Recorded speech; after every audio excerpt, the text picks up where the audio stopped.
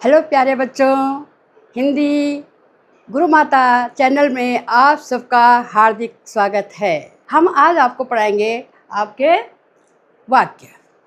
वाक्य के जो भेद होते हैं वो अर्थ के आधार पर और रचना के आधार पर वाक्य के भेद होते हैं। अभी हमारे पास केवल रचना के आधार पर है, तो इसलिए हम रचना के आधार पर ही आपको वाक्य पढ़ाएंगे। सबसे पहला जो वाक्य होता है हमारा सरल वाक्य होता है।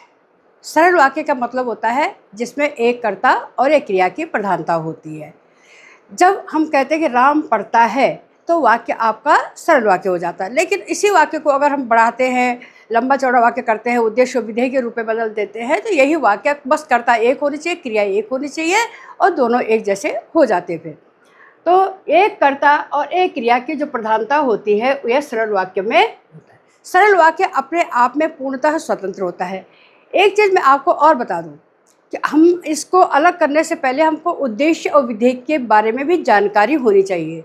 उद्देश्य के अंतर्गत कर्ता और कर्ता की विशेषता आती है। मैंने कहा राम पढ़ता है, तो राम पढ़ता सामान्य हो गया, ठीक है। सीता का भाई मोहन गाना गाता है, तो सीता का भाई क्या हो गया, उसकी विशेषता बतला रहा है, तो ये कर्ता की विशेषता बतलाता। कैसे गाना गा रहा है, धीरे धीरे गाना गा रहा है, जोर जोर से गाना गा रहा है, तो ये भी उसी में आ जाएगा। वाक्य तो एक ही है, लेकिन एक ही कर्ता है और एक ही क्रिया है, लेकिन उसका हमने विस्तार कर दिया है। तो उद्देश्य के अंतर्गत कर्ता और कर्ता के विषय में जो जानकारी होती है वो आता है, और विधेय के अंतर्गत जो है क्रिया और क्रिया की विशेषता आती है। ये सामान्य ज्ञान के लिए मैंने आपको समझाया, ठीक है। तो आज हम जो पढ़ रहे हैं ये हम 3 प्रकार के रचना के आधार पर वाक्य के भेद पढ़ रहे हैं, जिसमें एक आपका सरल वाक्य होता है, एक संयुक्त होता है और एक मिश्रित वाक्य होता है। जो सरल वाक्य होता है बच्चों, उसमें एक कर्ता और एक क्रिया की प्रधानता होती है। जैसे हमने यहाँ पर उदाहरण दिया है कि राम फल खाता है, क्रिया है, राम करता है, कर्ता और क्रिया का एक दूसरे के ऊपर जो है आश्रित हो रहे हैं, इसलिए एक वाक्य है। एक कर्ता और एक मुख्य क्रिया की ही प्रधानता हुई होती है और एक कर्ता की प्रधानता होती है। समझ में आ रहा है? ओके। दूसरा वाक्य ले लीजिए। जैसे यहाँ पर है सीता मधुर गीत गाती है। गाती है क्रिया हो गया, मधुर गीत गाती है ये उसके अलग अलग रूप में आ जाते हैं। तो जो सरल वाक्य होते हैं वो पूर्णतः स्वतंत्र होते हैं, ठीक है। दूसरा वाक्य आपका वाक्य होता है, तो संयुक्त वाक्य में 2 स्वतंत्र वाक्य होते हैं। जैसे आपने अभी कहा कि गीता पढ़ती है, ठीक है, तो ये जो है स्वतंत्र वाक्य है यहाँ। लेकिन जो संयुक्त वाक्य होते हैं इसमें 2 वाक्य पूर्णतः स्वतंत्र होते हैं और दोनों स्वतंत्र वाक्यों को योजक के द्वारा जोड़ा जाता है। योजक क्या क्या होते हैं बच्चों? इसलिए होता है, इसमें योजक के लिए इसलिए का चिन्ह का प्रयोग होता है, परंतु का प्रयोग होता है, तो इस प्रकार से या का प्रयोग होता है, लेकिन, किंतु, परंतु, लेकिन आदि शब्दों का प्रयोग जो है स्वतंत्र वाक्यों संयुक्त वाक्यों को जोड़ने के लिए प्रयोग होता है। इसको इसीलिए इसमें योजक का प्रयोग किया। पहला वाक्य भी स्वतंत्र होता है, दूसरा वाक्य भी स्वतंत्र होता है। यहाँ पर आपने देखा कि राखी थकी थी, यहाँ पर आपने देखा है राखी थकी थी इसलिए जल्दी सो गई, तो ये भी वाक्य क्या है, पूर्णतः स्वतंत्र वाक्य बन गया है। और सो गई ये भी आपका पूर्णतः स्वतंत्र वाक्य हो गया, करेक्ट। और इसको हमने किससे जोड़ा है बच्चों? इसलिए शब्द से जोड़ा है। तो ये केवल इसलिए नहीं है, ये दोनों हिस्से स्वतंत्र होते हैं। यदि योजक हटा दे तो दोनों वाक्यों का अपना स्वतंत्र अर्थ रहता है।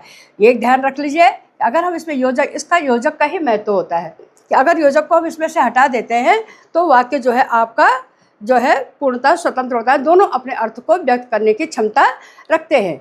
इसलिए इस वाक्य को हम संयुक्त वाक्य के रूप में जानते हैं। मिश्र वाक्य में एक प्रधान उपवाक्य होता है, एक प्रधान होता है और दूसरा उससे अधिक आश्रित वाक्य होता है। तो जो प्रधान वाक्य है इसके ऊपर ही सारा कार्य निर्भर होता है। जैसे मैंने कहा कि प्रधानाचार्य आएंगे तो विद्यालय में पढ़ाई होगी, प्रधानाचार्य आएंगे तो पढ़ाई होगी। तो पढ़ाई होना बच्चों किस पर निर्भर करता है? प्रधानाचार्य जी के आने पर निर्भर करता है, ठीक है। प्रधानाचार्य आएंगे तो पढ़ाई होगी, वर्षा होगी तो खेती अच्छी होगी, बच्चे पढ़ेंगे तो पास होंगे।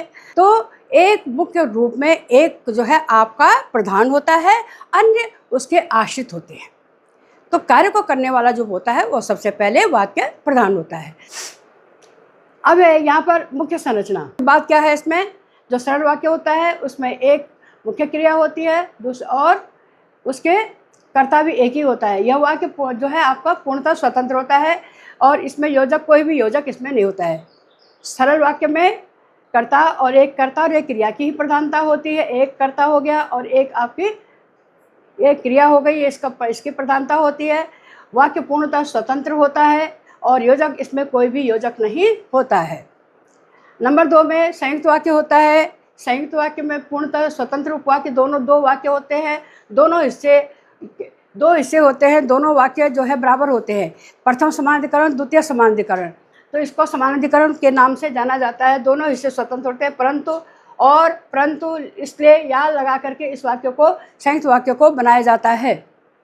तीसरा होता है आपका मिश्रित वाक्य। मिश्रित वाक्य में एक मुख्य प्रधान वाक्य में एक आश्रित उपवाक्य होता है, एक मुख्य वाक्य होता है, उसके साथ में अन्य सबऑर्डिनेट होते हैं। एक हिस्सा दूसरे पर निर्भर करता है, जो कि से, जो से, की, परंतु, लेकिन, वैसे, ऐसे, वैसे आदि शब्दों के द्वारा आपस में जुड़े हुए होते हैं। तो सामान्य सी बात ये होती है कि अगर वाक्य दो स्वतंत्र है तो वह आपका साधारण वाक्य हो जाता है, सरल वाक्य हो जाता है।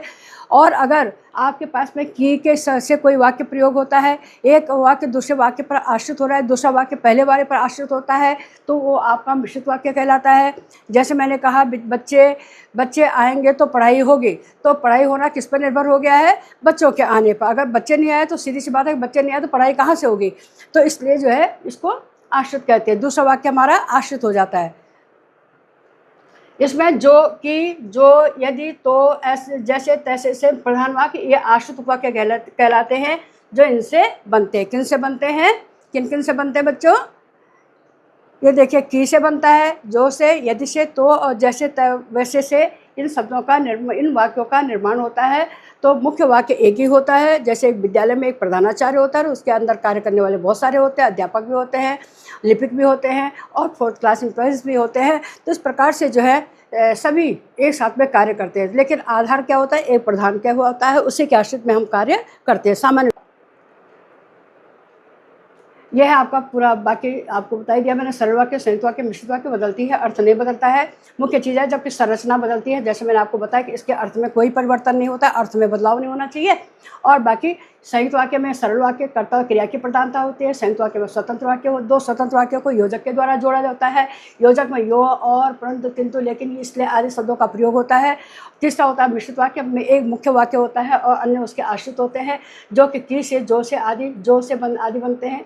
जो वाक्य की से बनता है वो संज्ञा उपवाक्य बनता है, जो से बनता है वो विशेषण उपवाक्य बनता है। यदि, तो, आदि से, तो, तब, भर करके से ये क्रिया विशेषण उपवाक्य बनते हैं। तो इसके साथ ये पहला पोर्शन आपका समाप्त होता है बच्चों। और आप सबके लिए शुभाशीष। खुश रहो, मस्त रहो।